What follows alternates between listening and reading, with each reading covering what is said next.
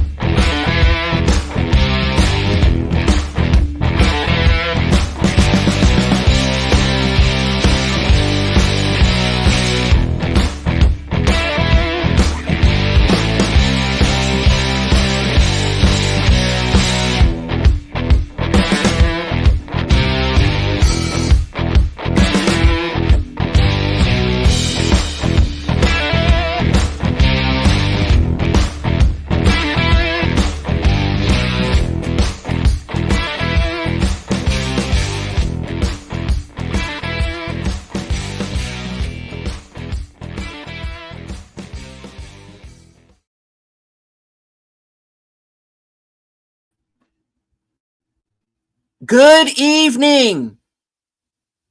It is election night in America, and I hope you all went out and voted. It is 8:39 p.m. Do you know where your favorite YouTube show is? Good evening, ladies and gentlemen out there in YouTube land. I am Deleted Scenes, human being, American, and YouTuber Ronin, and I would like to welcome you to tonight's episode of Live from Sparkwood in 21. This series chronicles the 1990s cult classic Twin Peaks and its 25 years later third season, The Return. Joining me on this odyssey are superfans Last Call Tripicelli. Hello. Netters Network. Good evening. And Aged Boomer. howdy. All right.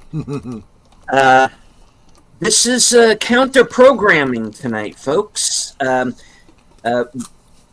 Some of us are going to be on the live stream later discussing the election, but for right now, like I said, a little bit of counter-programming. We are going to be giving our thoughts on the Twin Peaks series as a whole, now that we have all seen all of the episodes. I do want to say hello to a few people in the chat. Faithful Blue Wrench channel member, the Bird Woman of YouTube. Watch out for her second channel, Fluff Chick Productions. It's Connie Cleary. Channel member JPRPH1. Friend of the channel, Geek Flag with Nate Nose, 1973. Emoji Queen, Lady Mist. Our resident Klingon, Papa. Does Mark Mount a cough?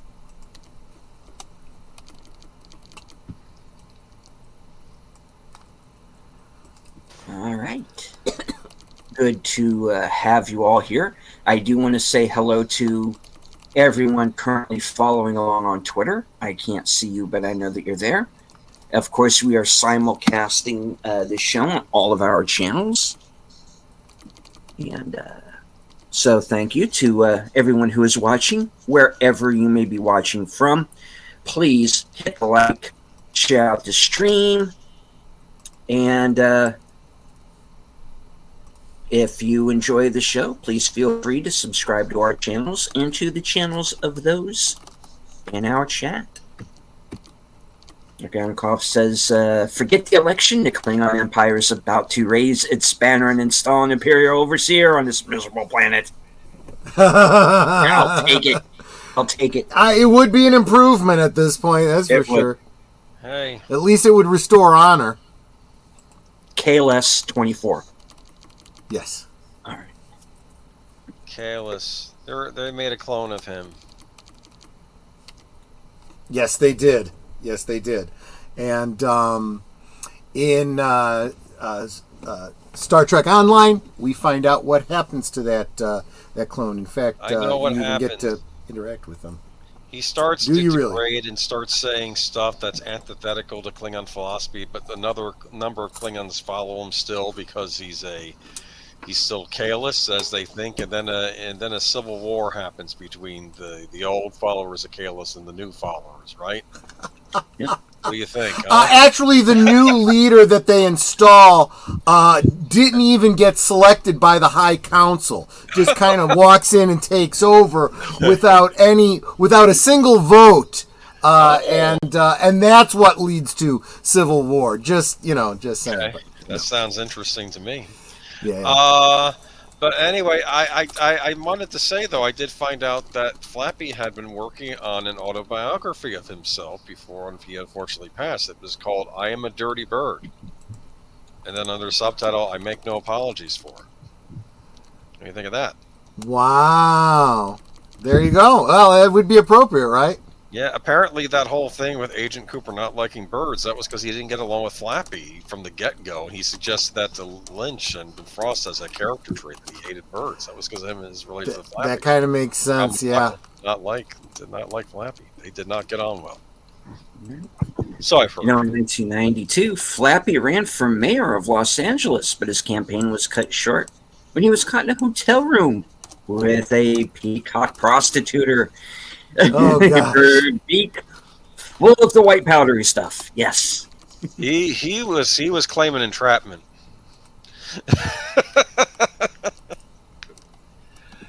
Well, of course The he was. laboratory like a fungus. Ask Galron about fighting an idea. Yeah, he met an untimely end. Yeah. But anyway, what was I going to say though? The Twin Peaks were done. Yikes! Yeah, but I'm going to make the argument that the bottom line is that this story really doesn't have an end. And I think that's really part of the point. And the more you try to find meaning in what we watched, you know what? Maybe before we get into that, maybe we should back up and talk about what we watched. I think the first part of this debrief is maybe to summarize. We've watched 3 seasons of a show and a feature film. So maybe we should start there. Let's talk a little bit about the basic story behind Twin Peaks, the basic story behind Fire Walk with Me, and then the basic story behind The Return. How's that? Twin Peaks is about the investigation of the murder of a young woman who was the town prom queen or homecoming queen, right? Yes. Right. Yep. And other shady business that goes on, and also maybe some paranormal elements mixed in. Yes? Yes. Okay. That's true. That's probably it in its simplest form, yes. And cherry pie and black coffee. I mean, yeah. I mean, there's some of that too. I'm not sure how important they are to the story, other than they certainly spice it up a little bit. And a pine weasel. And then there was a pine weasel. That's true. Did we ever find out if the pine weasel got saved? I'm sure it got away. Yes. Yeah. Okay. The poor pine wheel.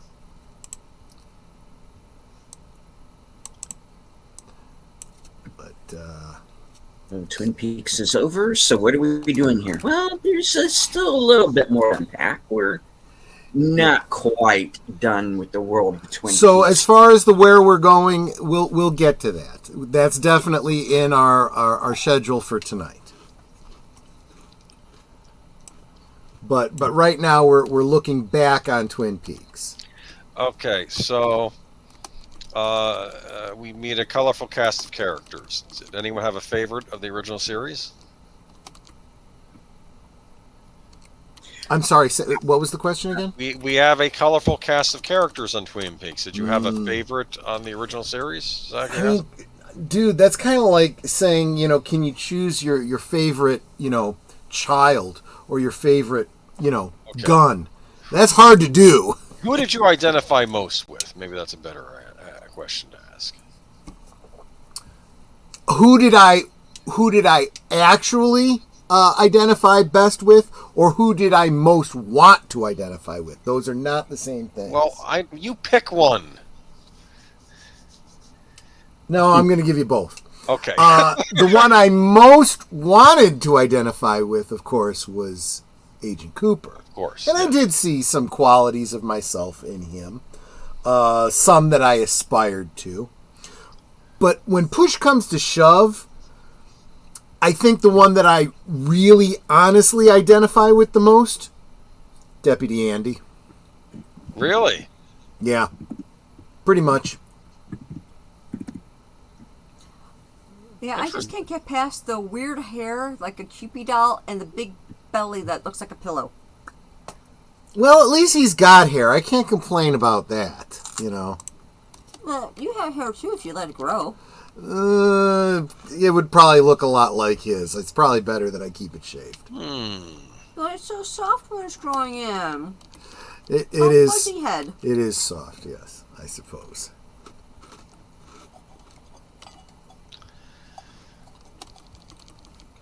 I like Deputy Hawk. I do too. He was interesting. I felt he added a lot to the ambiance of the show. I don't know. The fact that that him and his people, they knew about the stuff in the woods even before anybody else knew. I don't know. I don't know. There was a wisdom about him. I liked him. I think that does bring up a very important point. This idea of ancient wisdom, that because spirituality, other realms, whatever you want, other dimensions, whatever you want to call it, things that you can't experience on the material plane, that require an exalted form of consciousness, right? Yes. Is stuff that average, normal, post-reform type people refuse to believe in. That's illogical. Nothing that's unreal exists. Blah blah blah. And you've got ancient peoples saying, you just need to open up your mind. There are more things in heaven on earth than are dreamt of in your philosophy, Horatio. And I think that characters like Deputy Hawk and Margaret Lanterman definitely are the type that are open to, there is more than what you see. And to some degree, of course, Agent Cooper is. Although he is grounded in the real world, so he requires a bit more prodding to see and understand sometimes.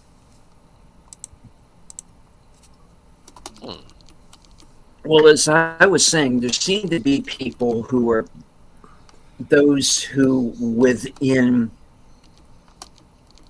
the borders of this series that I refer to as the Force users. And Sure. that's definitely Hawk. That's definitely the Log Lady. Like I said, Cooper to some extent. Bobby later on, of all people. Yeah. His father certainly. There's something in the woods. It's never quite identified during the series, but there's something very, like, I always felt there was something very Lovecraftian about it. Yeah. Um, One thing to keep in mind, since you brought up Lovecraft, Lovecraft often said that a lot of the ideas for his stories came from dreams. He even has a whole series of stories called his Dream Cycle that literally are about people that live one life in the waking world and another life in the dream world, or the dreamlands, so to speak. And so my personal take, and this is going, I've kind of alluded to this if I haven't said it outright before in previous streams. When Philip Jeffries, during Fire Walk with Me, says we live inside a dream, a line that is repeated during The Return and elsewhere, I think he's being literal. I think that the world of Twin Peaks is literally a dream. So these people that you consider to be force sensitive, I would argue, are lucid dreamers. People that recognize the dream and are able to tap into the abilities that knowledge gives them.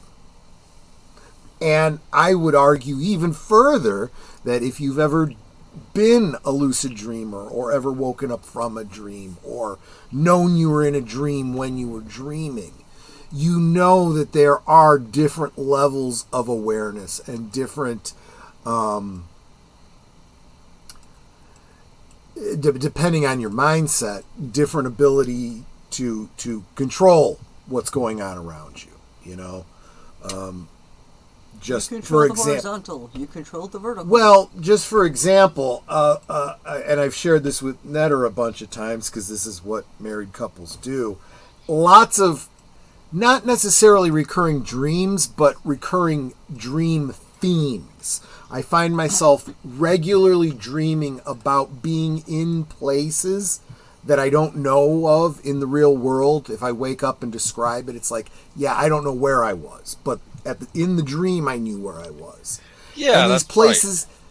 These places, when I dream about them, tend to never have bathrooms. Right? You're looking all over trying to find a bathroom. When you think you found one, it doesn't have walls, so you can't get any privacy, you know, and stuff like that. Okay. So when I wake up, I figure out it's because I had to pee in real life. And that works its way into the dream, right? You know? Yep. So, and Netter has pointed out, well, actually, it's a good thing that you can't find a bathroom, because if you did, you'd be wetting the bed. Oh. You know, it's like, I've mentioned that too. It's like, and I'll tell them, it's like, yeah, it's like I had to go to the bathroom and I found one, but it was in the middle of a room. Yeah. And it was filled to the top with water, and it was really gross. You know, or, you know, I finally get, you know, there's all these stalls, and I go, everyone that I went into, the floors were flooded, and I couldn't actually use the toilet or whatever. Yep. It's like, yeah. So that's what I'm getting at. And it's gotten to the point where I realize it's a dream, you know, because of that fact. You know, I swear there's going to come a time when I'm going to be in the real world, not able to find a bathroom, thinking I'm having a dream. You know, but seriously, I have had nightmares where I've realized that I was dreaming, which gives you a certain ability to outrun the monster, to change your setting to, you know, totally Neo, right? Making reference to the Matrix, right? Yes. That's for the youngins who don't know what that is. Sadly, that's getting to be true. Yes, that's probably exactly true. But then, yeah, the other times when you don't recognize it as a dream, it can be even scarier still. So anyway, I really do feel like David Lynch definitely taps into that dream world essence with, I'd say, almost all of his stories, but particularly Twin Peaks. Yeah. The dreams that make me the most crazy are the ones where I come across something I can explore, you know, like a building or something, and then I can't go and explore it because the dream ends. Well, which of course is just like Twin Peaks here. You know, we get to the end of a season. There's no more. You know, we don't get to explore anymore. I would say another thing is, in the real world, you can easily figure out the layout of a building. You learn your way around. You know how to get from here to there. In dreams, that structure isn't always there. If you try to create a Gestalt map of the labyrinth that you're in, it might change like Hogwarts, you know? And I feel like that comes up in Twin Peaks too. Think about the Red Room when Dale is chasing or being chased by his doppelganger, and they're running through the corridor and turning left, turning right. What's on the other side of those curtains seems to change regularly, and it seems easy to get lost, you know.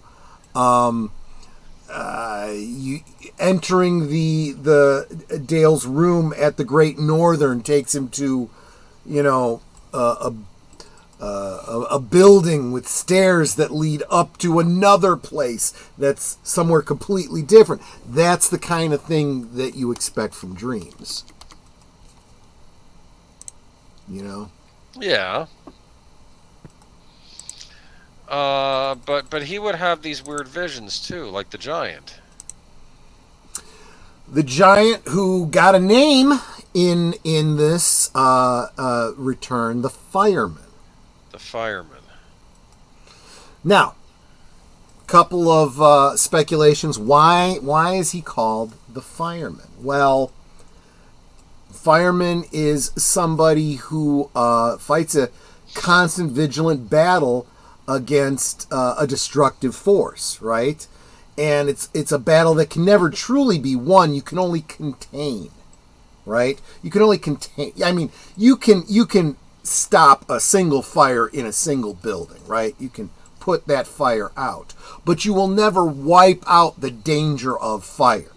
It is a natural thing that will continue to happen. You will always need a fireman to come put out that fire, or at least control it to try to rescue you. That's literally what we see the giant doing throughout this.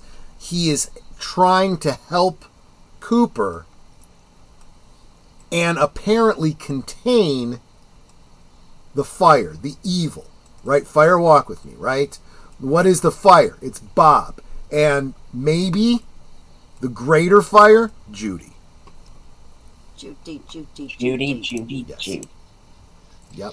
Knew you guys were going to do that. We always do that. You know, to go back to what Netta was saying, the thing that always annoys me the most in a dream, there used to be two. Uh-huh. One is I am trying to get somewhere, and either something stops me from leaving, a la Audrey, Mm-hmm. or I'll be just inside of it and still not be able to get there. Yeah. Or I will get there and nothing will be inside. Like that effect in Poltergeist, where the mother's trying to run down the hall, and as she's trying to run, the hall is lengthening, and it's like she's not getting anywhere. Well, that's the whole House of Leaves 7.5 minute hallway thing.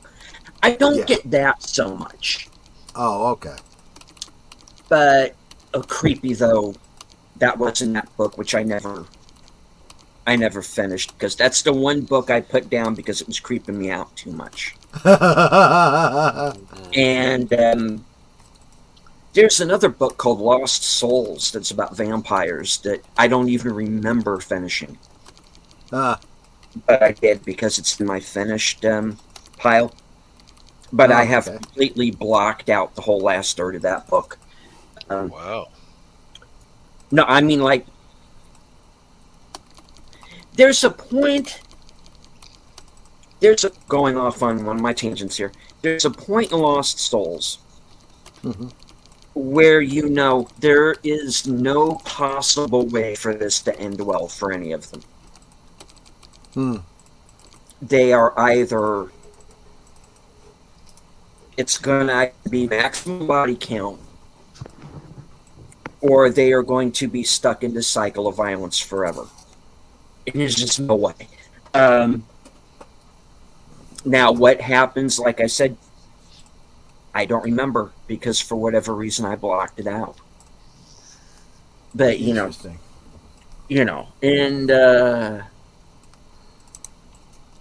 and don't expect to be able to read anything in a dream, because you can't, because it's either empty pages or it's scrambled. Drives me nuts. Actually, I'm gonna push back slightly on that, but it does get back to what I was saying before. I have been able to read things in dreams, but it is not consistent. It is literally a manifestation of what I expect to find on that page. Yeah, that was my theory too, that if it's something that you expect to find on the page, but if it's an unknown, you can't read it. Do you understand? Yeah, so there you go. Like if you're reading like something like that you in your subconscious knows that you'll see it, but if it's something you don't know, like I remember one time I had a teacher call up and say, like some teachers call you up to look at your grade. And what happened was, when I got called up to look at my grade, I would try to look at it, and it kept getting fuzzy, and I kept trying to strain my eyes to look at it, and the grade kept getting fuzzy until I went blind, and then I woke up. So, interesting. Because I didn't know what the score was going to be, Right. So yeah.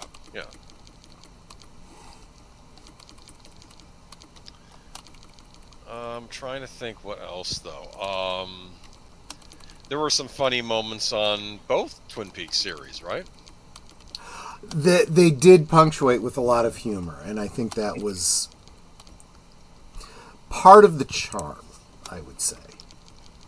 There was some romance between Andy and Shelley. Lucy. Oh. Shelley's the one at the diner. Yes. Yeah, Shelley and a bunch of people. Well, including Gordon, right? Gordon Cole, yeah, exactly. There was also the deleted scene. I see where you did. I got that reference. Where I stopped by the diner, and but that was left out of one of the episodes. Oh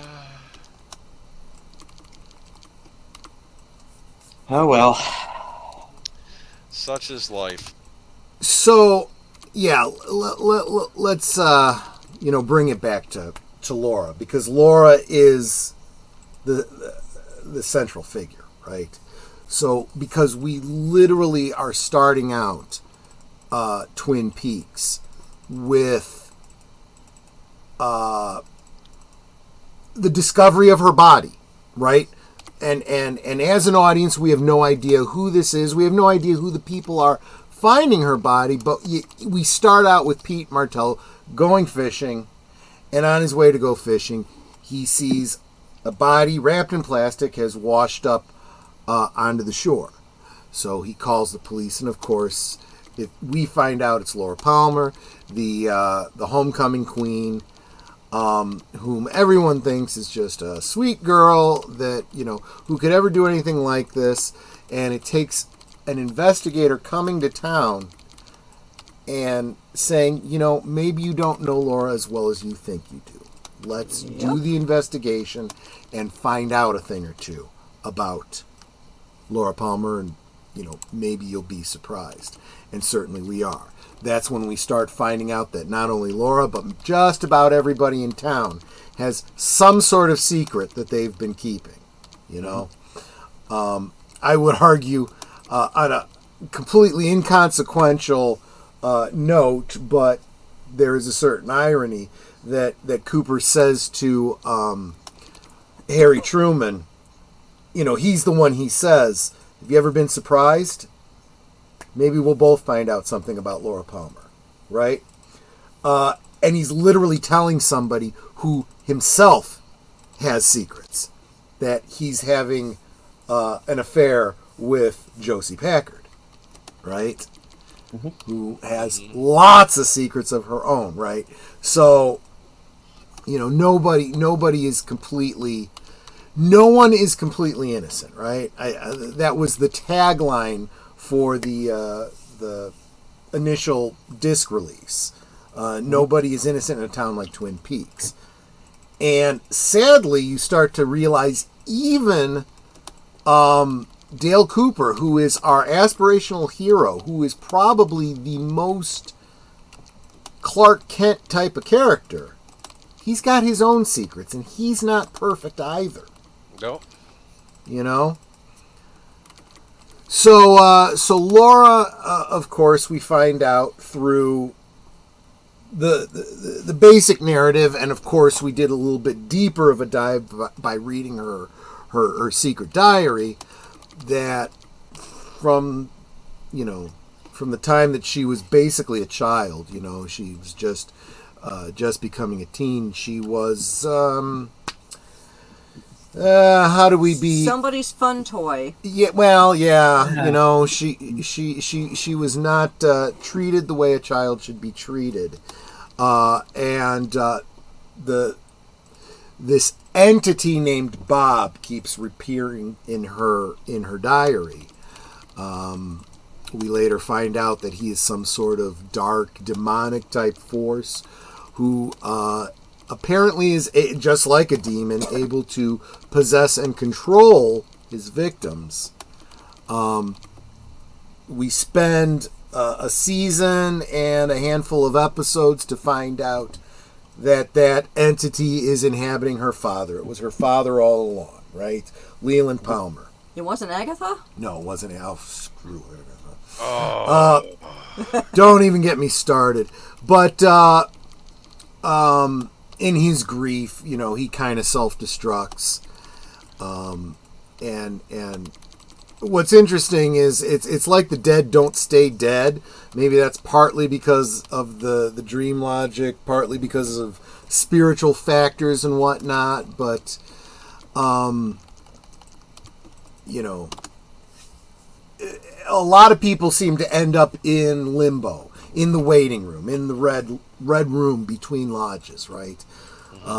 It might be a little on the nose to describe the White Lodge as heaven and the Black Lodge as hell, but for simplicity's sake, they kind of fill those kind of archetypes within this narrative. And the Red Room is kind of like a limbo or a purgatory or something like that. But once the entity of Bob is released, because his host is dead, he's no longer tethered to the world, he gets pulled back into the lodge, and he needs somebody to be his Host. His host, exactly. Now, we find out retroactively that the plan had been for him to make Laura his new host. And on the day that she died, she made the choice that no, she wouldn't allow that. And in a very exorcist kind of way, she allows herself to be killed to prevent Bob from using her in this world.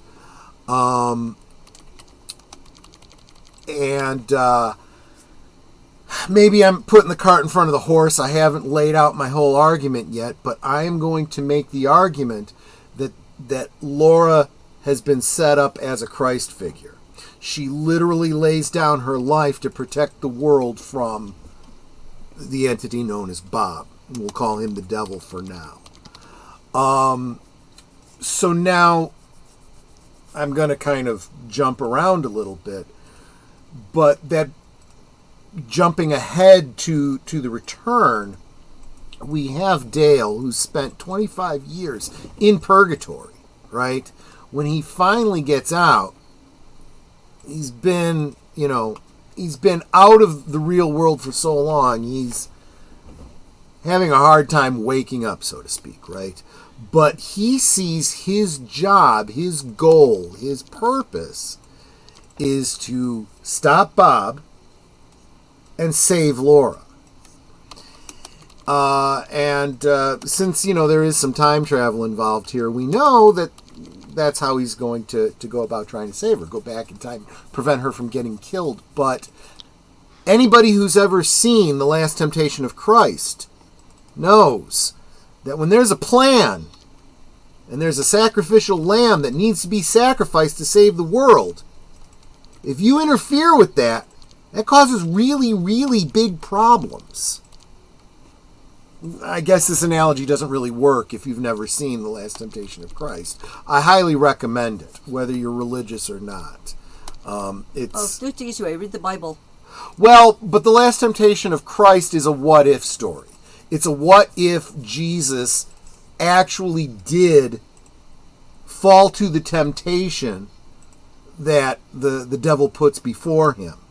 And in his final moments on Golgotha, he comes down off the cross because he can.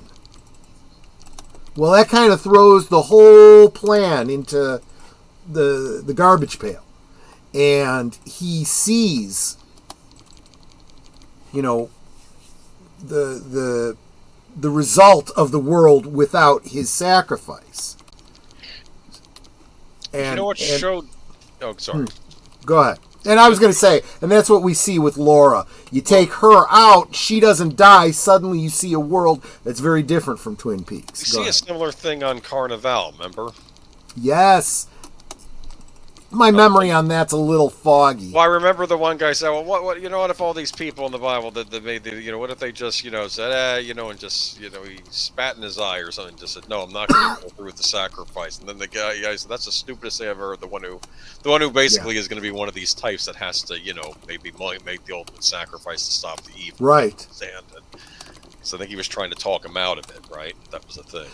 See, and this was something I tried to teach my stepdaughter, right? I tried to explain to her, when you've done something wrong, you've made the wrong choice, you can try to justify it however you want.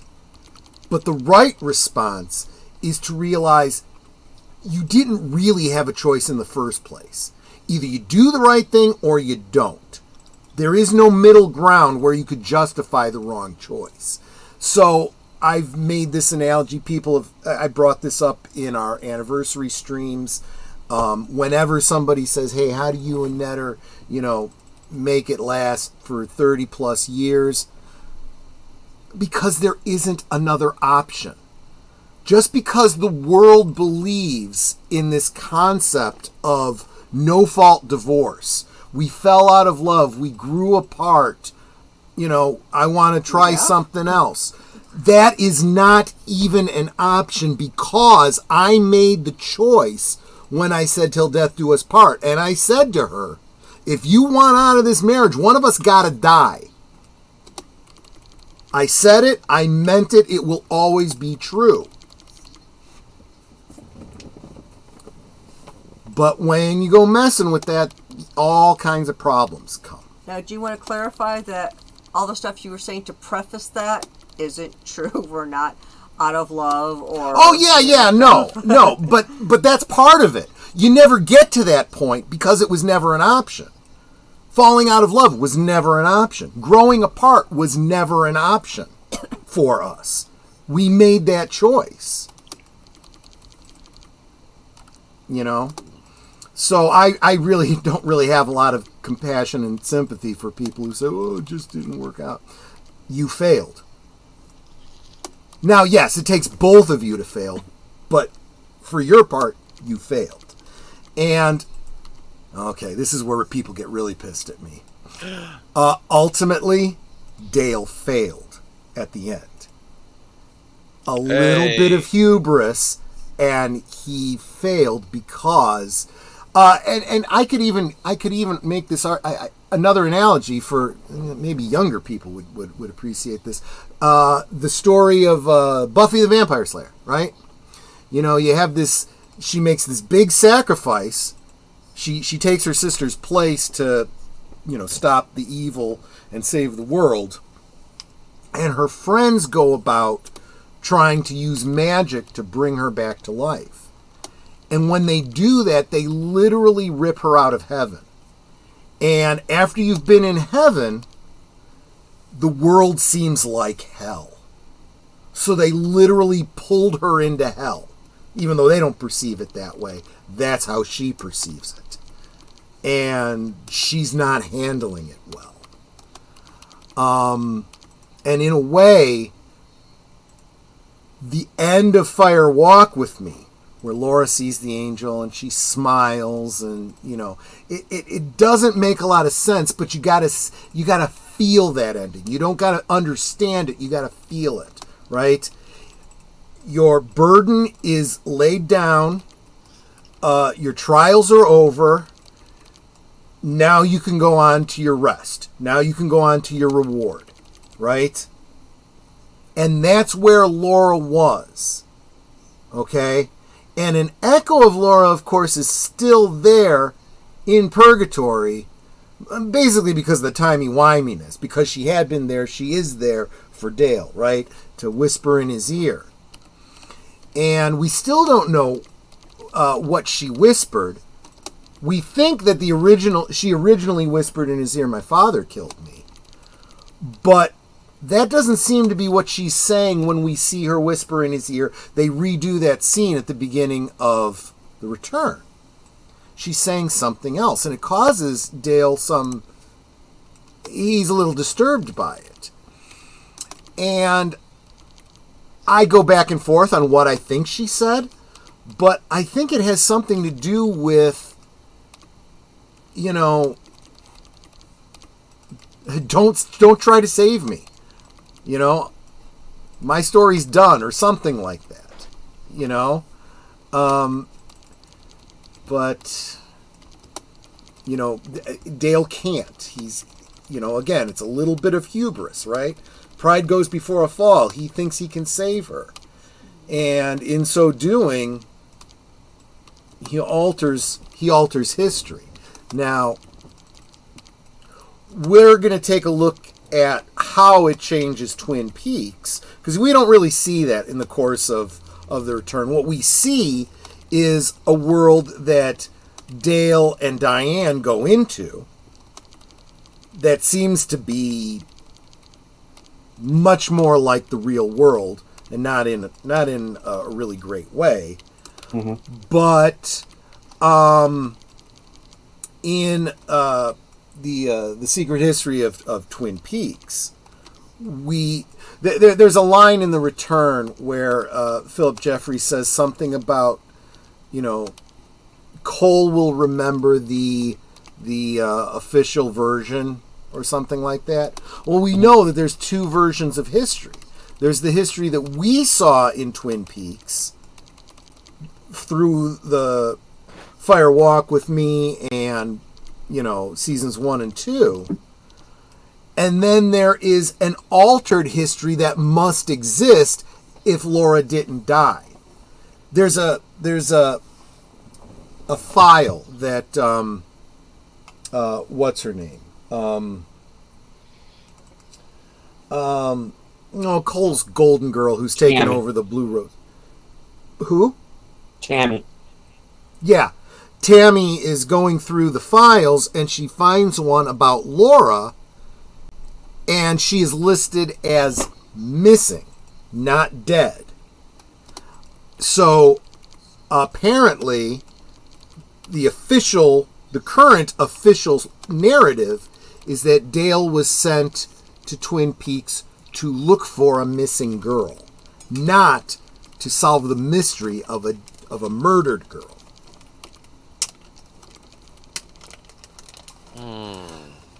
So that changes all kinds of things, as you could probably imagine. What things would happen the same way? What things would happen differently? There'd be no fish in the percolator. That's true. Maybe. Well, it depends on why the fish was in the percolator in the first place, but one thing that definitely changes is that Pete gets to go fishing. Mm-hmm. Yeah. So that might change where fish end up being and whether they do end up in a percolator. So that in and of itself actually might be one thing that changes, absolutely. Although the whole setup for Dale and Harry going to see Pete to interview him, that interview never happens because he doesn't find a body. He's not even part of this investigation now. See what I mean? Butterfly flaps its wings. Yeah. Yeah, but what I don't like about that is it suggests now that we are living in a world where none of this happened. And if that's the case, then what was the point? Well, okay, so there's a couple ways to parse this. Going with the whole dream concept, what's the purpose of dreams? Now we get really super philosophical, right? What is the purpose of dreams? There's one belief that there is a natural selection, evolutionary reason that dreams exist. Gives us an opportunity to deal with scenarios that could potentially be life and death without actually experiencing them. Just like you learn how to fly a plane using a simulator, right? You dream about, fighting off the giant bear or escaping the monster or whatever, because you don't get a second chance when it's actually happening. That's one idea. The other is that your brain just can't deal with not doing anything. So it generates its own stories. And those stories sometimes are so interesting, people want to share them. And that's where we get our myths and legends and fiction and stories and so forth. And then, there's the very much more pessimistic view. They're just random firing neurons. They don't mean anything. So you could take the path that, none of this Twin Peaks story means anything. But again, that's assuming that the destination was the whole point. If the journey is the purpose, then it's more like my evolution idea. All right. Here's my point of view on it. Okay. Is that any story does not matter unless there is something tangible to hang on to. Mm-hmm. Kurt Russell, McCready is not the thing because the audience needs to be sure that at least one of them is not.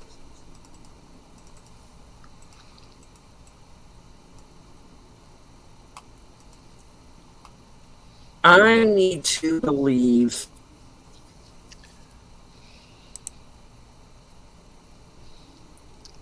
that everything is happening as we see it when it comes to Twin Peaks. Otherwise, what was the point of the journey? It doesn't matter if it's dream logic. In the end, you're still going from A to B to C. If we're at C and you told me A to B don't mean anything, Mm-hmm. what was the point of the journey in the first place?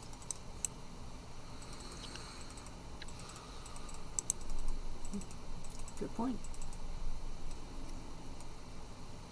Well, I guess I would say, what is the point of any fictional story that we've ever loved? You could apply the same rationale to that.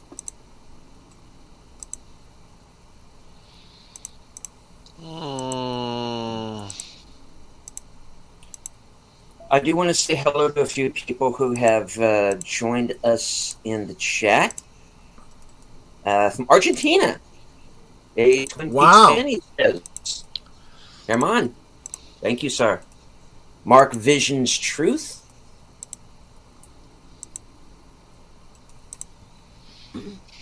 And RN ONL. Thank you. And John Doe Juggalo has joined us, this week's upcoming Awesome. Thursday Things guest. And Logical Absolutely. Spark is here. Thank you. Welcome, welcome. So I did have a question for you, Steven. Did you have your own predictions as to what the return was going to be versus what it ended up being? Was anything I did. different? I did.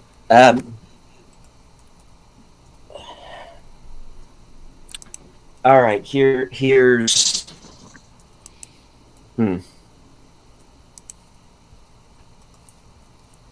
Now I had it in my head for a while now that, of course, there was some kind of time travel going on, and that would figure in that time and space is being manipulated. Mm-hmm. And I think what I thought it was going to be was that we were going to see a series that was going to be focused on the characters from the show. And of course, yeah, some of them do come back. Obviously, Cooper, and then you have the Doppel Cooper, as we call him here. Right. Who's the half that's been taken over by Bob. Now, we see Cole, we see Albert, we get people from town that we know, like Norma and Ed, and James comes back, and I think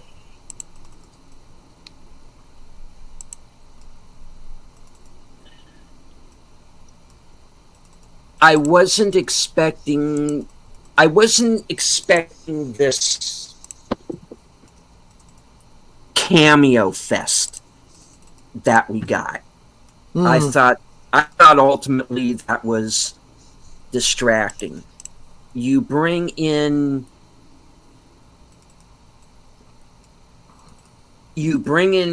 Richard Chamberlain to just say, "Hi, I'm Bob Simmons," and he's gone. Mm-hmm.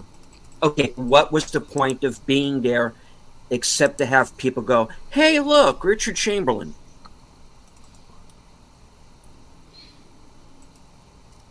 Why is Charlene Yee here? You have the girl from Yorville. You seem to think that, there's like multiple scenes with her. Feature her more. I'm not saying not bring in new characters. I'm fine with that. I was expecting that. But they didn't make any sense in the ultimate narrative. I mean, I get it that we are supposed to... I get it that there's stories going on that we're not seeing. Mm-hmm. I got that. I'm just saying that I felt that got in the way of the main narrative. Season 3 is about Dougie. More than it's about anybody. Kind of, yeah, I'd agree. It was a complaint about fans at the time. They were getting mad. They were saying, "I waited 25 years for the return of Dale Cooper, not the Dougie Show." They were getting mad. I remember that. Dougie is the only one who gets an arc. Yeah.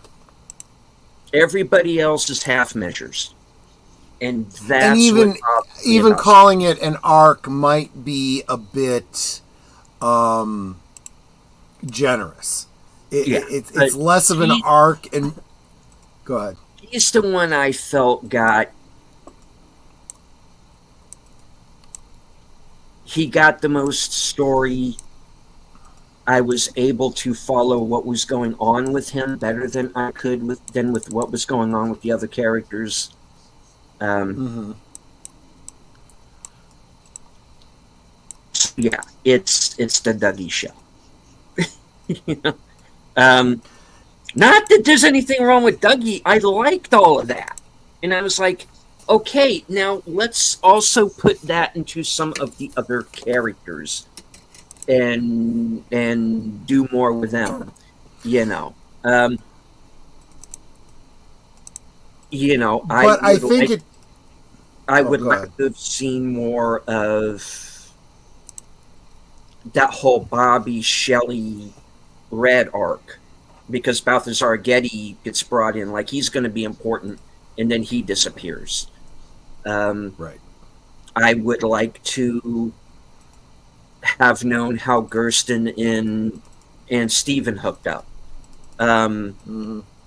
What is Rebecca's response to that? Is she dead or not? Because we don't know. There's kind of a hint there that maybe she could be.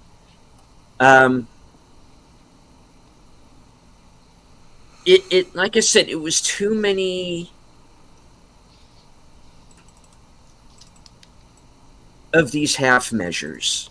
You just get these little bits of stories sprinkled in between, and I found it personally distracting. I get, okay, why are we with this character now? What about the Now, 119? Oh, sorry. Yeah, Sorry. 119, 119. What about the 199? We didn't really find out much about her. No, I'm kidding. Sorry. we didn't find out a whole lot about a lot of Yeah. the characters. That's the problem. I got to say, look, but I'm not. For those of you in the chat who might be new, I am not dumping on David Lynch. I'm not dumping on the show as a whole. I'm just saying I didn't like season 3. I didn't think it was the sum of its parts. I thought it went off on these tangents. Yes, I did have certain theories. I did think that a couple of the characters were going to end up where they ultimately did end up. It's just that there was no follow through to that I thought that there was going to be. So I guess what we get are tastes of where these characters are, but we don't get like the full course. Is that what you're saying? Like we're Yes. like we get snippets. Yeah. Well, and I think that there's always going to be fans saying, this is what I wanted, this is what I thought it should be. But ultimately, David says, it's my story, and this is the story I'm telling. No, don't get me wrong. Don't get me wrong. I understand that. No, but I was leading up to something with that. Okay, go ahead. When I say that puts the burden on us to then say, well, what story is David Lynch saying? And most of the time you have to infer it from the story we're watching, but sometimes he does give us something. We're eventually going to get around to Mulholland Drive, and he gives us some absolute clues, a list of clues to pay attention to as you're watching the movie. Well, Here, he does say one thing about the return. In an interview, David Lynch described it, the return, I mean, as Dale Cooper's journey back to Twin Peaks. So this is why it is so Dougie focused, because let's face it, when we say Dougie, we're not talking about the Tulpa Dougie, because he dies off very shortly after or gets unmade, I suppose, very early on. The character called Dougie is, of course, Dale Cooper, right? And it's his journey to wake up, come out of a dream, right? Although I think it's an Inception sort of prospect, because he's leaving one dream world for another. Well, he gives right? he does give himself that Inception kick. Yeah. He does, he does wake himself up by, sticking a fork in an element, which we do not advise doing. Do not no, do that. Definitely not. That's wrong. No, You'll get hurt. That is Do not a smart thing to do.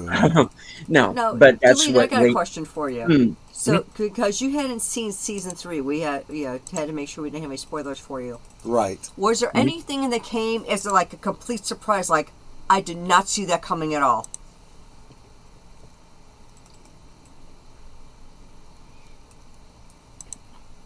Well, that it was did completely help. unexpected. I was going to say, we know that there were. We're just looking for the ones that were the big ones for you. Yeah.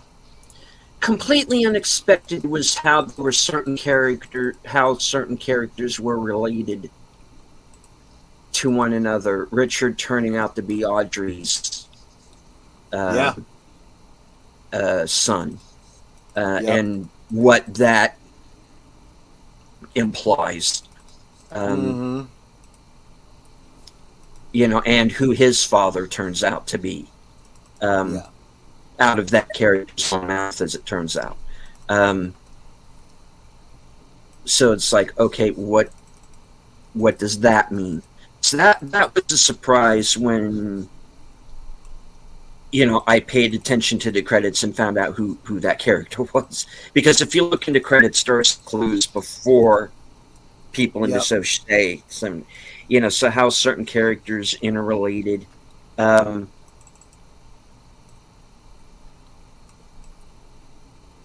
What the hell is Gersten doing with Steve? I don't know what that's about.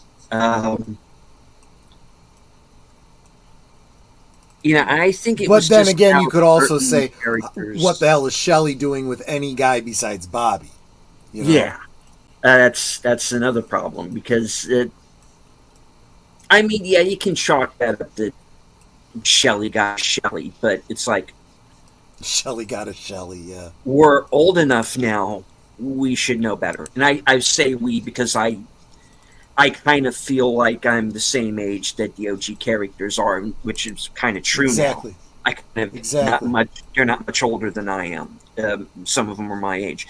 Some of them are younger. But so that's the thing is I kind of feel a kinship to the characters from the original series, and it led to my immediate distrust of anybody who is not one of them, because it's like, okay, I am now looking at a bunch of screw ups that I don't know, and you're just going to get the OGs killed.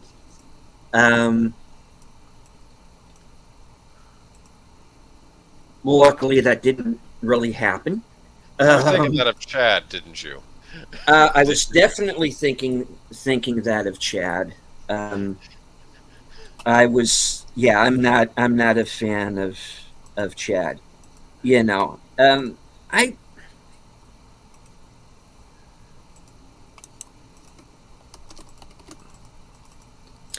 don't know how to feel about a lot of season 3, and you know, I mean, there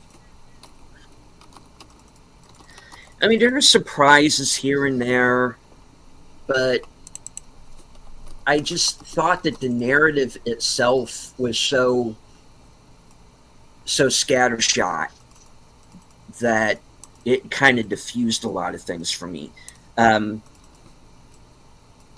There were characters I was hoping would show up that didn't, namely Annie.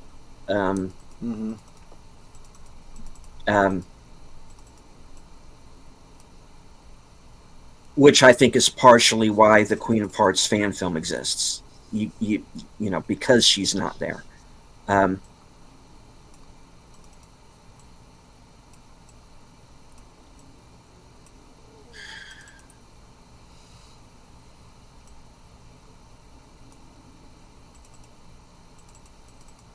Yeah, I come away with it like this.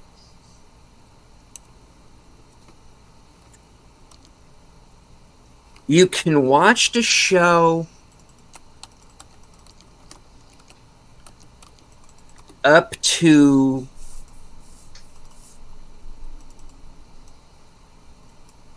I will say it, the death of Leland Palmer. And you can kind of realistically end there. You got the arc. That story got told. Yeah, I can see that. You can stick around for the Wyndham Earl stuff if you want to. But that just leads you into what happens in season 3. And I can say to people, after a certain point, you can stop watching the show. At a certain point, if you wish to go on, do so. But I don't know your reaction is going to be.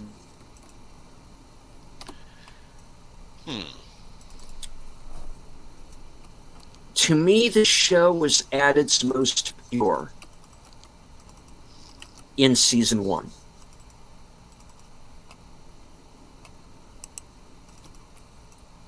And after that, it starts to fall off a little bit for me.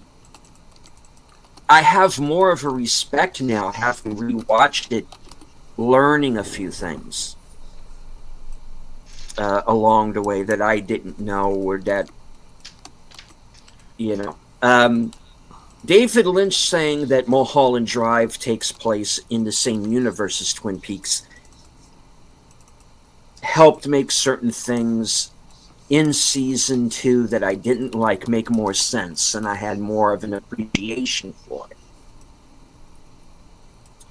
But now that we get to season 3, I don't know where that leaves things, and I don't know where that leaves me with it, because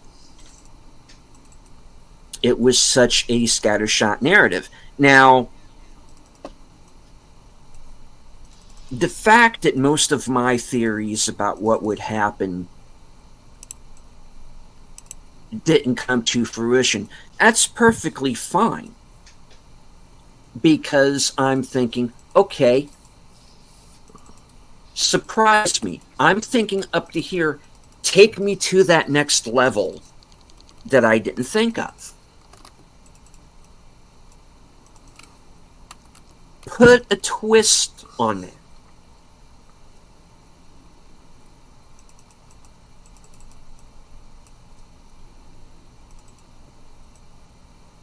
And I got left with an ending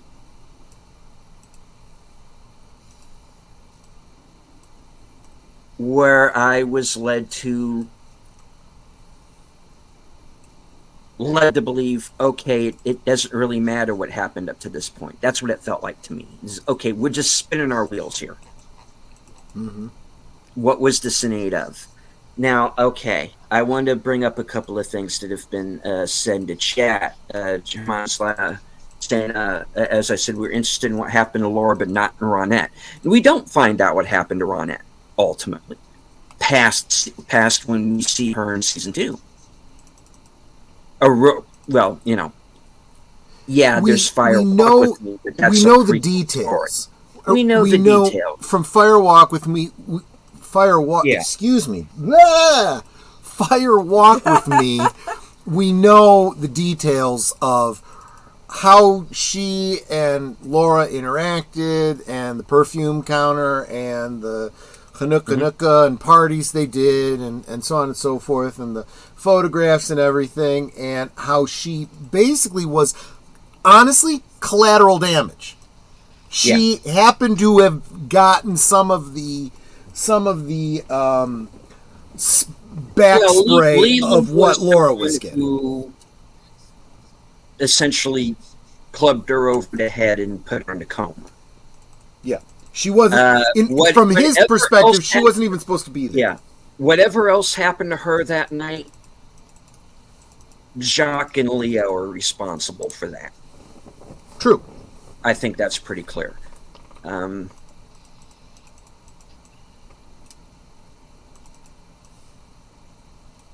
I never saw it as so much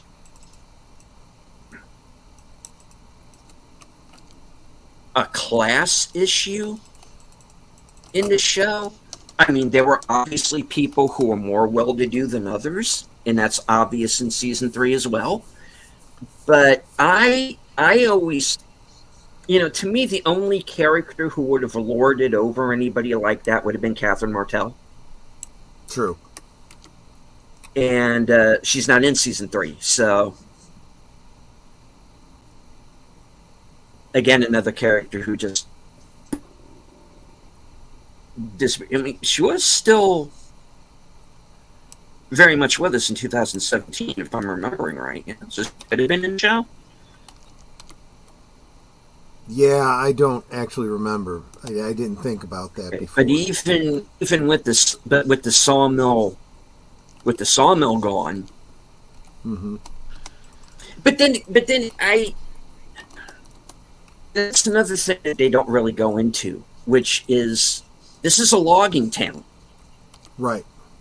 The sawmill burns down. Right. What does that do to the town? Oh, yeah, good question. And we don't really get, as far as I'm concerned, a definite answer to that, because it's the one thing that I keep going back to in my mind is Harry telling Cooper Twin Peaks is away from the world, and that's just the way we like it. But in season 3, Twin Peaks just seems like it's, anywhere USA. Well, Norma's franchised a restaurant. Right. It's like whatever was in Twin Peaks is now moving out into the whole rest of the world. Something we actually had already started to see with the fact that Cooper even had jurisdiction to be in Twin Peaks in the first place, since the story is taking place over the border into Canada, and across the state lines, and the whole Teresa Banks case takes place out of state. That's my thing. It is grounded. Mm-hmm. And it's grounded by the fact that you have these jurisdictional issues. And it does become an issue at one point in season 2. They're going into Canada to One-Eyed Jacks to get Audrey. That becomes an issue. Cooper gets suspended for that. And we also find out the Mounties corrupt. But anyway, if this whole thing is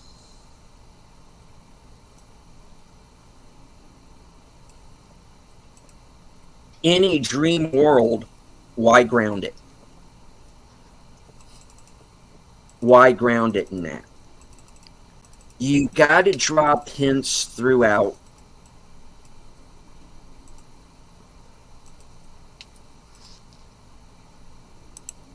You have to have that question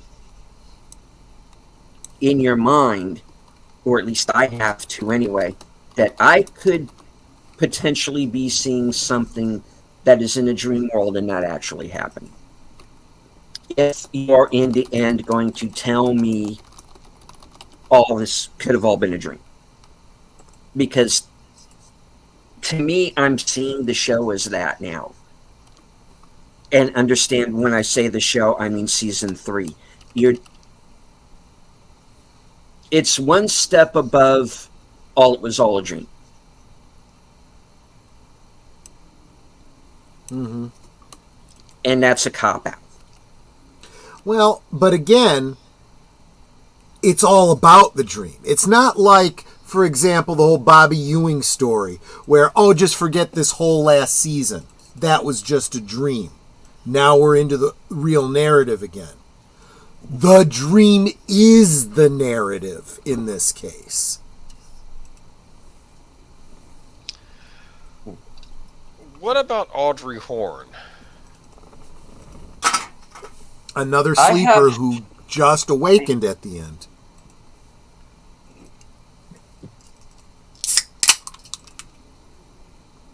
I mean, she makes for the perfect illustration of exactly what I was just saying.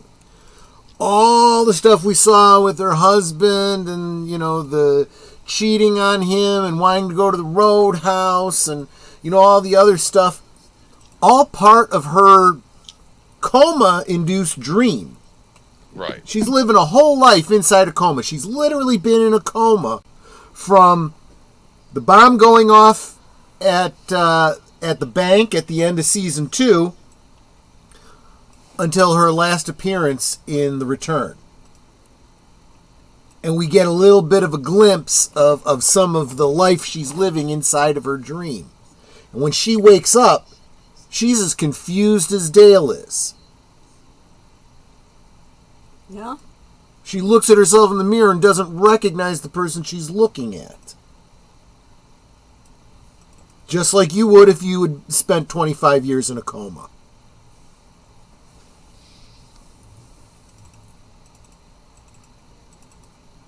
Well, not necessarily me, because I haven't really changed much over the years. Well, yeah. But I mean, and I hate going back to this because I think it does oversimplify it, but it is a lot like the Matrix, right? Where Cypher understood all of this, and he just wants to get back into the dream. You know? Well, I mean, fine, you can do that, but you got to tell me if it's a dream in the first place. Well, yeah. Well, I mean, I think he's kind of being as obvious as he gets. Now I'm left wondering what in any of this I saw was real or not. What was the reality? What was the dream? Is the dream the reality? I don't know. I guess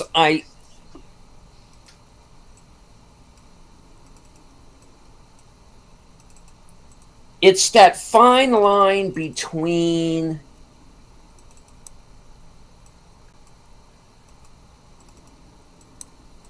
understanding that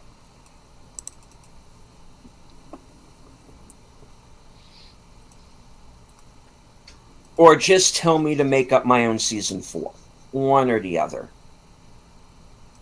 If that makes sense to you guys. I kind of feel like that is kind of what is being told to us. That it is that this story open. Yeah, this story is a shared narrative, right? It's a gestalt. It's a collective unconscious, right? So ultimately, the dream continues forever with us, the viewers. So I think doing something like Queen of Hearts is absolutely kind of in keeping with the spirit of what I feel like David Lynch is intending. Go ahead and continue the story in your own minds, or in your conversations with each other and so forth. The story kind of never actually does end. Again, it's all about the journey. It's not the destination. Yeah. Then when Cooper's like, "Wait, what year is this?" It's like, I can't tell you, man. I don't know. So I did promise. Oh, go ahead. No, but I guess what my issue boils down to was I was expecting some kind of closure, and I really didn't get that. I mean, you get it with a few of the characters, but I think Lynch was kind of refusing to give us closure. I think that's... Yeah, I mean, if you're expecting closure from David Lynch, you don't understand David Lynch, I think. Well, fine. I mean, come on, tell me I'm wrong on that one.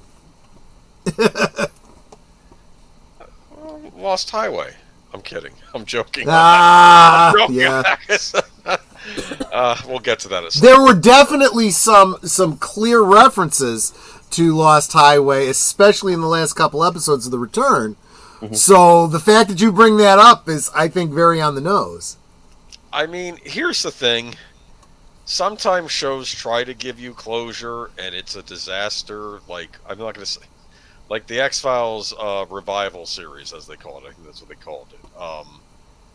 There was some stuff I liked on that series, and then there was the mythology episodes, which doubled down on the stupidity of the stuff in the later X-Files seasons, and it was just people were angry about that final episode, which I don't even consider the final episode. I think the Lost Art of Forehead Sweat is the final X-Files episode. But anyway, but there was Ash versus the Evil Dead. That was another follow-up series. It was a follow-up to a movie series, not a television series, but it was done in television series form, and I liked it. But then I say to myself, is this the true ending or true future of Ash from those movies? Maybe yes, maybe no.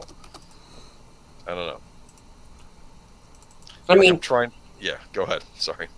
I'm sorry. I mean, don't get me wrong. Like I said,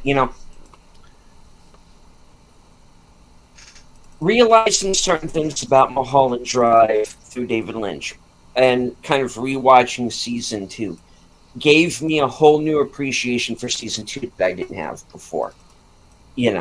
Now maybe there will be something in the books, and the books are being brought up into chat right now as well. Having not read those because you guys told me no spoilers, maybe I will see. For those of you who are maybe new joining us this week, I was watching season 3 for the first time.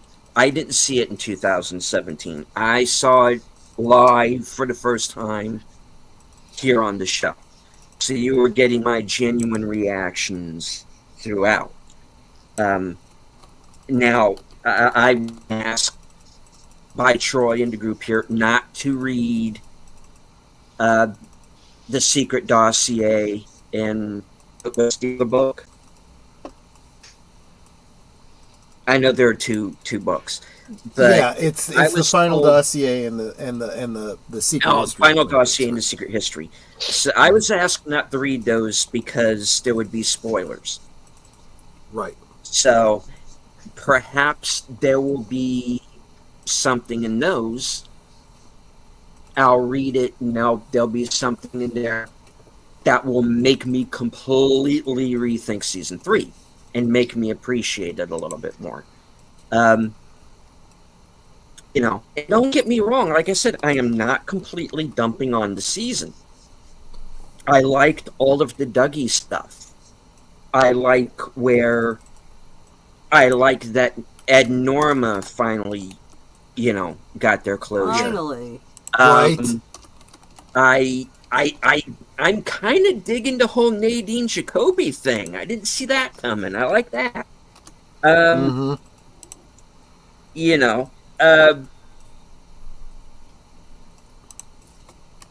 What was the other one?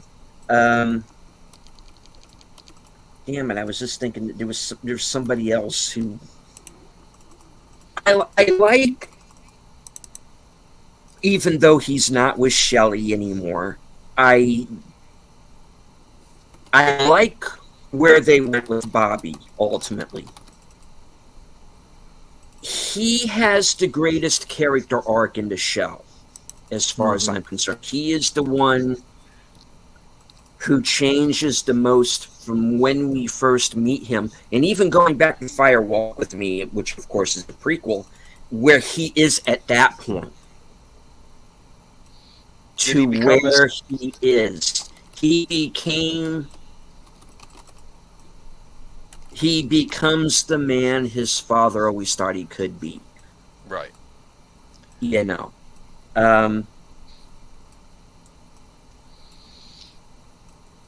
I'm a sucker when it comes to a good father-son story. I gotta think, Garland Briggs is up there watching from up above, going, I'm proud of you, son. And I like the idea of that. So there were things in season 3 that I did like, but there were just other things that I thought there was too much time spent on characters that we only saw once. Richard Chamberlain does not need to be in there. Charlene Yee does not need to be in there. Keep the Monica Bellucci scene because I think that is important. I'm fine with that. Especially since she's playing herself. Well, yeah, that Dream. too. You know. The girl from Skyfall, lose that scene. I hated that episode. I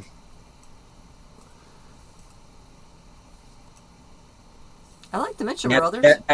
That's like the one time where I can say I straight up hated an episode of Twin Peaks because I thought that was nothing happening for an entire hour. Folks, we only got 18 episodes here. You know, let's speed this along. You know. But you know, there was stuff I like, you know, like I said, I like all the Dougie stuff.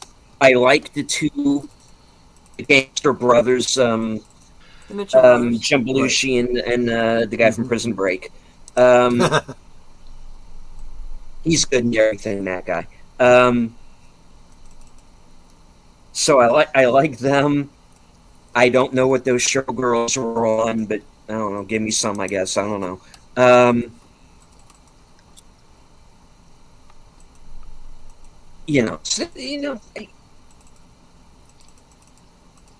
That's what's so frustrating to me was that there were things in it that worked. And then there were other things that for me didn't, or I didn't understand why they were there. You know, I liked obviously everything with the log lady. I've got knocked it out of the park. Hawk and Margaret, the team I didn't know I needed, but there they are.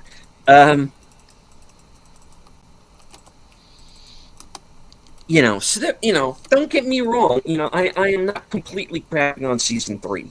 I'm just saying that, you know, it's very scattershot. There were things that for me worked. There were things that I felt needed more of an explanation or more of an arc. And then you have this, you know, the cameo fest, as I refer to it as, where you just bring these characters on long enough to go, hey, that's that guy. And then Michael Cera. Well,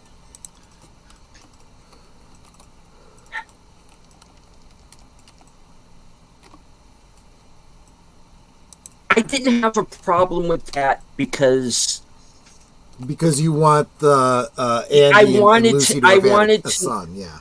Yeah, well, we know she's pregnant in season 2. Obviously, by now she's had the baby, or else you go in there at the salad spoon and go in and get it. But that scene was as weird as it was. I was fine with it because, in a way, to me, he's an OG character, even though he is inside another human being at the time. You know, I was expecting there to be some reference to who their child is. Where is he going to show up? And he or her, because we didn't know at the time. Okay, we know she was. You know, we knew that character was coming, and that character had to come into things somewhere. You know, so that scene didn't bother me. Okay, you know,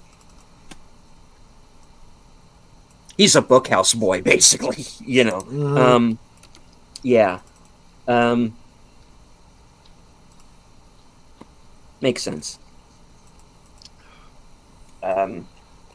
JP says it's David Lynch. I think season 3 is extremely David Lynch. Yeah, it's David Lynch to the nth degree. I agree.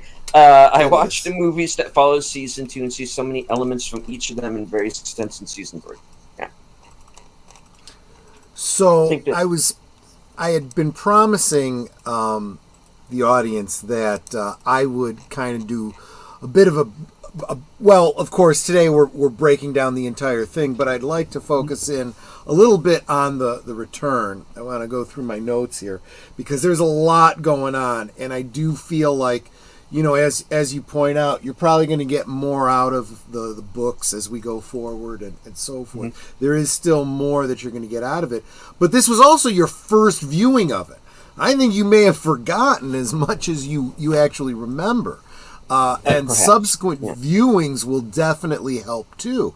And every now and again, you're going to see a scene, you're going to go, wait a minute, Yeah. So anyway, let me take us through it, or at least take you through my notes as I understand it. And we'll see if we hit any of those moments. So, as I had said, David Lynch described The Return as Dale Cooper's journey back to Twin Peaks. We watched two versions of Dale Cooper slowly make their way back. One form of Dale Cooper is the evil doppelganger who is being controlled by the entity known as Bob. The other one is the real Dale Cooper, but he can't seem to remember who he is after 25 years in a supernatural prison. He returns to the real world as Dougie Jones. In part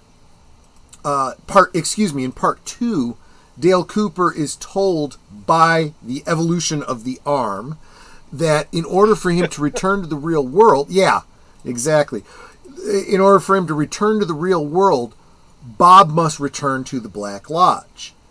And right there, I want to point out that this kind of binary thing, the switch has to be open for you to go through. It's got to be closed when you go through it. Things like that plays out a lot with this. So the tulpa of Dougie Jones was actually manufactured by Bob/Evil Dale as a way to subvert the power of the lodges. Bob was supposed to be transported, and again, remember, Bob is resident in Evil Cooper, so you could almost talk about the two of them together, right? He needed Evil Cooper out in the world, so he's got a replacement for Laura, basically, right? And Cooper derives most of his power and his power from Bob, right? So kind of a Venom kind of a situation. So the tulpa of Dougie was actually manufactured by Bob, Evil Cooper, whatever, as a way to subvert the power of the lodges. Bob was supposed to be transported back into the Black Lodge, but Dougie Jones takes his place. The real Cooper then returns to the real world and takes the place of Dougie Jones, and the struggle for existence begins. So what you have throughout The Return is an imbalance, right? A spring that's wound up, a dam holding back a river that will eventually break. That's the problem. One of those two entities has to go back to the lodges, either good Dale or evil Dale, and that's basically the rest of the story. That's, yes, David Lynch says it's the journey for Cooper to get back to Twin Peaks. It's also the journey for one of them to get back to the lodge to equal things out. Bob has really been the main villain of Twin Peaks, but we learn in part 17 that there's an even more powerful and more sinister entity at play. Gordon tells Albert that he's kept a secret from him for 25 years and explains to Albert and Tammy about the existence of Jowday, or Judy, right? Major Briggs, I'm getting ahead of myself. Judy was discovered by Major Briggs, and he, Gordon Cole, and Dale Cooper devised a plan to find Judy. Major Briggs then disappeared. The existence of Judy was mentioned by Philip Jeffries in Fire Walk with Me. 2 years after his sudden disappearance, Philip Jeffries briefly reappears at the FBI headquarters in 1989. Cole tells Albert that Philip Jeffries was close to finding Judy, but then he disappeared as well. Cole then tells Albert that Cooper told him that if he, Cooper, were to disappear, Cole must do everything in his power to try and find him, and that Cooper had a plan to kill two birds with one stone. Now, two birds with one stone is a callback to the first episode of The Return, where the fireman tells Cooper to remember two names, and he also tells him to remember two birds with one stone.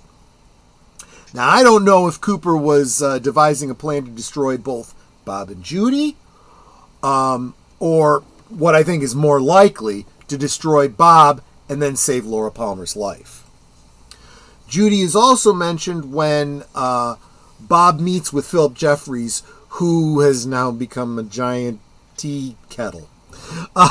Bob demands... Well, I mean, David Bowie was dead. How do you replace David Bowie? I mean, you know. Bob demands to know who Judy is, and Jeffries tells him that he's already met Judy, and he gives him a set of coordinates.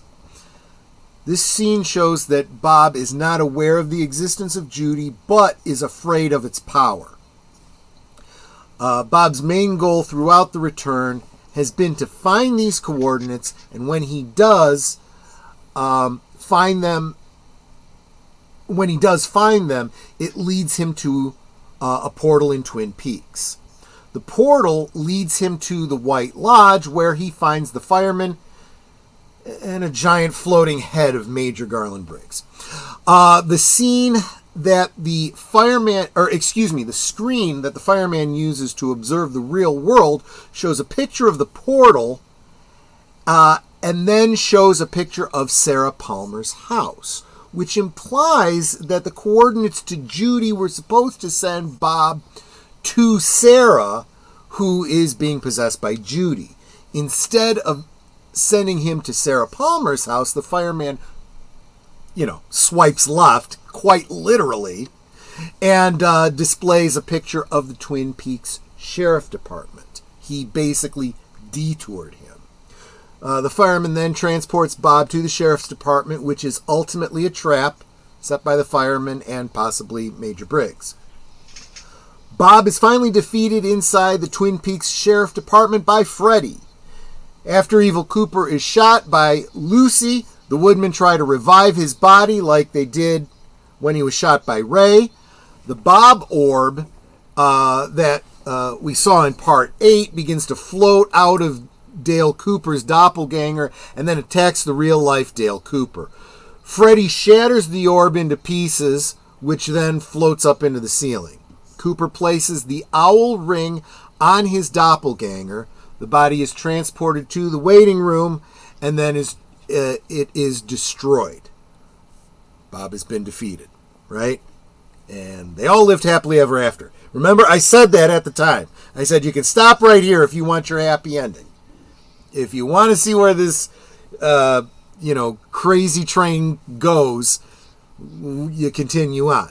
Now, the portal that Evil Cooper used was actually revealed when Frank, Hawk, and Bobby and Andy discovered the portal based on instructions left by Major Briggs, in the little chair thing, right? He then finds the eyeless woman who helped Cooper return to the real world in Part 3. See, this is one of those things I was saying. Nido was the one that helped Cooper way back in Episode 3. And you don't find out until, the last episode that it was really Diane. See? So it's things like that you don't catch until subsequent viewings or, going through it like this and someone reminding you of that. They bring Nido to the holding cells in the Sheriff's Department. The moment when Dale Cooper spots Nido, a superimposed image of his face appears on the screen. He appears to be in a state of puzzlement. And that superimposed face remains on the screen as the subsequent events play out. He embraces Nido, touches her hand, and is revealed to be the real Diane. Of course, Diane's doppelganger was created by Evil Coop, and was transported back to the waiting room after attempting to kill Cole, Albert, and Tammy. There are 3 very important lines spoken during this sequence. 1. Now there are some things that will change. 2. The past dictates the future. 3. We live inside a dream. The superimposed Cooper could represent a daydream that's happening inside his head, and the sequence is being imagined or remembered by Cooper in the future, or past Cooper then mentions that there is something that will change and the past dictates the future. Later we see a new future play out after Bob is defeated and Cooper and Diane are reunited. Cooper, Diane, and Cole are transported to Cooper's old room at the Great Northern Hotel from the original 2 seasons. Let's see. Cooper enters the room and is escorted by Mike to meet with Philip Jeffries. Cooper asks Jeffries to send him back to the day that Laura Palmer was murdered. Before Cooper travels back, Jeffrey tells Cooper where he can find Judy, the negative force that seems to be keen on Laura Palmer's murder. He shows Cooper the Owl Cave symbol, which transforms into 3 numbers, 7, 0, and 8. The same address of Sarah Palmer's house. There is some evidence that points to Sarah being Judy or being possessed by Judy in some way, because we see Sarah Palmer acting bizarrely, taking her face off. We see the Black Lodge imagery behind it. It really does seem that she's possessed by Judy. I talked to you about the idea that flashback scene we see after the nuclear testing, the frog moth, that enters the girl could have been Judy entering Sarah Palmer.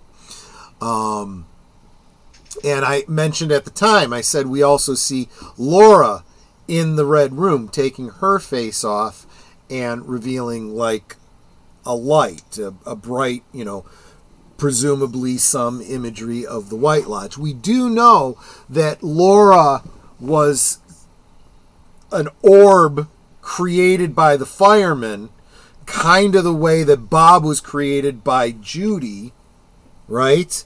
Kind of another balancing act, right? But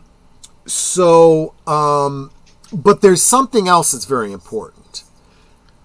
Those 3 numbers, the 7, the 0, and the 8, that, is supposed to be coordinates for Judy, they continue to morph into, it is an 8, right? But what else is an 8? It's an infinity symbol.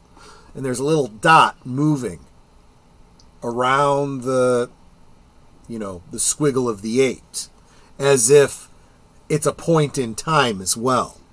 There's a time loop being created, right?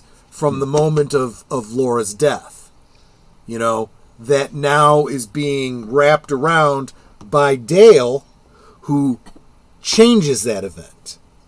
Okay, so starting this time paradox, this time loop, right? An infinite loop. Let's see.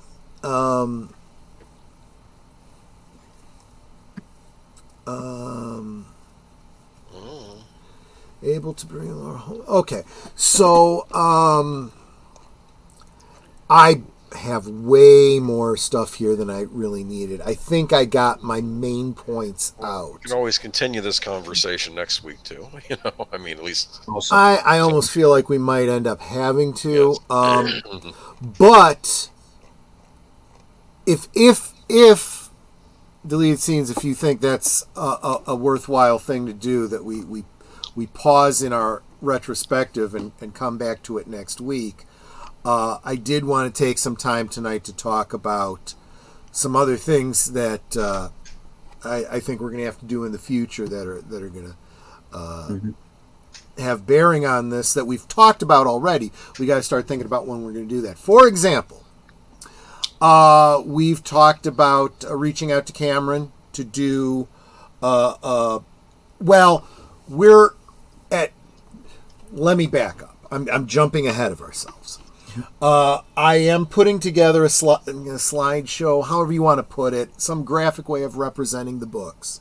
So the final dossier and the secret history of Twin Peaks that we will check out on Cosme, kind of the way we did with portions of the Laura Palmer Secret Diary, but maybe with at least one of them more in its entirety. We'll cover those. We will watch the fan film Queen of Hearts, and whenever we do that, the following week we'll try to get Cameron in here to have a conversation about that. He's the guy that created that. But also another project that we should talk about is that Tom Conkle, who we've talked about before, he's working on Island in the Stars, is also working on another project called Paleface, starring Michael Horse. Mm-hmm. So I had talked to him about maybe him coming on here and talking about that project. Now, it's not directly Twin Peaks related, but I feel that it has a lot of connective tissue to Twin Peaks, and this is probably the audience that really should find out about this project. So that's a whole lot. There's a bunch of other things I've got in the back of my mind for the future, but that's like going to take us through the new year. At least in my estimation. You guys, certainly have a say in it too, especially Julia Scenes. It's your show. Well, yeah, I mean, definitely I would like to discuss the fan films. Obviously, the books, especially once I have either physically read them or listened to the audible versions, which I do have. I've been, as I said, waiting on. So yeah, I do think there are a few things that are left to cover, for sure.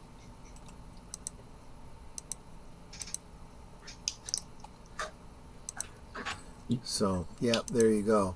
And, and I hope that, I've at least started to kind of unpack some of season 3, at least with some of my theories and whatnot. And I think we will do so even further as we go through at least the 2 books. And even though Queen of Hearts is not canon, I do think that it does kind of reflect what some other fans, think about and what they've gotten from it, their interpretations. So yeah.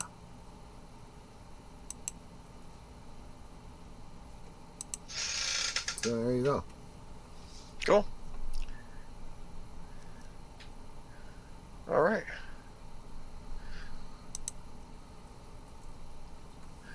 And there you have it. So what time is your next stream, Troy? I have it scheduled for 9:30, but I might start a little bit later because I'll want to run to the bathroom. Oh, and I need the link. Yes, and I got to give Netter the link. That's gotcha. True. So she's got to get that. Unless you don't want me there. Of course, I want you there. I need my pretty blonde co-pilot.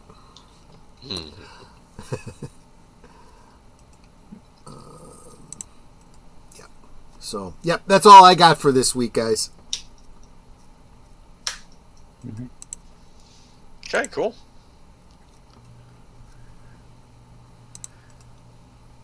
So I guess we will continue this on. What about you, deleted scenes? Steven? What do you think? Yep. We will be back next week. Recap part 2, plus whatever might come to our minds to talk about that particular time. All right. We'll go around the horn here. Boomer, what do you have coming up for your channel? Oh, well, I'll be for Geeky Geezers on Sunday. Not too much news yet, because obviously certain industries are focused on something else going on today, but I think we'll hopefully have some news by the end of the week. There was some Nintendo news, actually, about the Switch 2, a big reveal for it. So, interesting feature, so I'll talk about that on Sunday. Yeah. Netter. Let's see. Well, right after this, I'm going over to Troy's channel for another exciting episode of Blake 7. And then on Thursday Things, my special guest on Netter's Network will be John Doe Juggalo. Let's see. Then Friday, of course, I'll be co-hosting on Troy's channel again for Friday Night Last Call. And Saturday, I forget, is Saturday me or Al? This Saturday. Oh, it's me. Yes, and we'll be watching Ella Enchanted. Yep. That's right. And we're back here again next Tuesday. Troy. Yep. Right after this, I believe I want to say it's episode 8 of Blake 7, The Duel. I've compared this episode to Blake 7's version of the arena from Star Trek, without the goofy iconic music. And then immediately after that, we'll see if we have a new president. I'm already kind of tracking the polls as they're coming in, and it may not be as late a night as I was anticipating, but we will see. We will see. So that will be immediately after Blake 7. Friday, basically all of us, I would imagine, we will be doing a very special Friday last call. It'll be a celebration stream for both myself and Netter.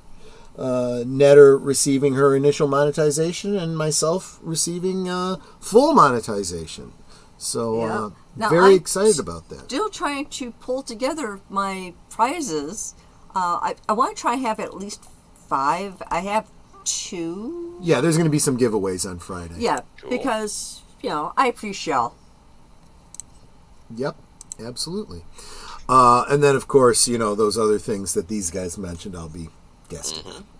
Cool. All right. That brings things back around to myself. Let's see. Thursday at 4:30 Eastern, I am going to be joining Outlaw Bill for Action Theater, and we are going to be watching a movie that's rather apropos at the moment. V for Vendetta. Uh-huh. And Friday night, I am going to be joining Big Al Presents for Films with Friends, and we're going to be watching Space Invaders from 1983. And of course, stay tuned right after Thursday Things over on my channel for the weekend update to find out what I'm going to be doing in the next week. And of course, don't forget to join us right back here next week, Tuesday at 8:30. Same bad time, same bad channel for the next episode of Live from Sparkwood in 21. I did like German's comment in 93. Gorbachev asked your president at the time who had killed Laura Palmer. I didn't know that. And I have to wonder what the answer was, because I would imagine it's entirely possible that some people didn't know, and even those that knew were still a little confused by it. Uh-huh. And hello to Darth Plato. Hey, Darth. And my partner in crime, speaking to Devil Outlaw Bill, who voted today. Here Very you go, good. sir. Daniel's Hot Topics joining us right at the end. Right at the end, yeah. I'll tell you what, though, this is one stream that you could totally go back and watch from the beginning, because there is no rewatch. It's just us discussing 3 seasons and a film, you know, and not even making that much headway. Cool. Oh, no, I definitely believe you. I will look into it. Oh, yeah. It does sound like I'd be interested in all the details. Cool. Any last words before we shut it down for this evening? Rosebud. Y'all come back now, you hear? Hello.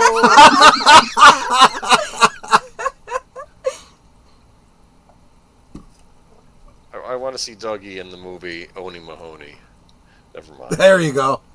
That's a great movie. I've never seen Oni Mahoney. Okay.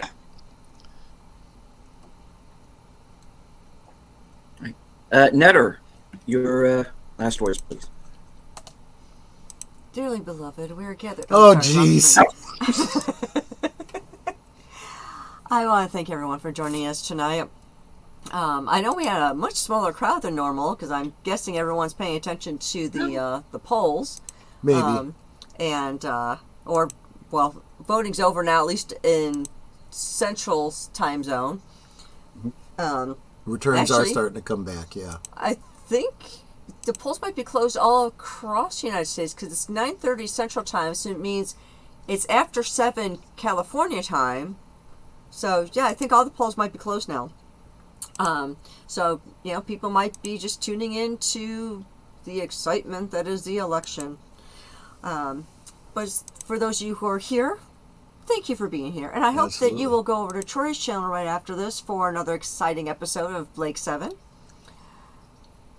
But you know what I always say. Mm-hmm. We can talk amongst ourselves. And tonight we kind of did. Yeah. And that's all well good and fun. But it is so much more fun when you guys are joining us in the chat and you're dropping the comments, questions, trivia, being goofy, whatever it may be. And it doesn't feel like we're separated by miles or continents in some cases. It feels like we're all hanging out in the same room. We're enjoying each other's company and having a great time. And you guys, you know you're not just our friends. You're our family. We love you guys and we appreciate you so very much. We could do this without you, but it wouldn't be as much fun. True. Because we do this for you. This isn't for us. None of this is for us. It's for you. And the many ways that you guys support us is just totally Osmo. It's totally amazing what you guys do to support us. For those of us who are monetized, the super chats, super stickers, memberships, even just sharing out the streams and the thumbs up and the comments and all that, that helps us so much to bring better content to you. It improves our channels for you. So thank you so much for all that. And until next time, which will be probably in about 10-15 minutes or so over on Troy's channel, good night and God bless. All right. Well, we weren't just talking to ourselves. We did at our highest point have 63 people watching. Wow. Thank you very much. For those of you who joined us live, you do not have to engage with the live chat. If you want to lurk, that's perfectly fine. Just as long as you hit the like, share out the stream, subscribe to all of our channels if you are new to the show. I want to thank everyone who was with us in the chat as well. Thank you all very much for taking the time out to join us. From HQ, the corner of Sparkwood and 21, and all points north, south, east, west, and beyond. Good night Take care, stay strong, be safe, because this is how we win.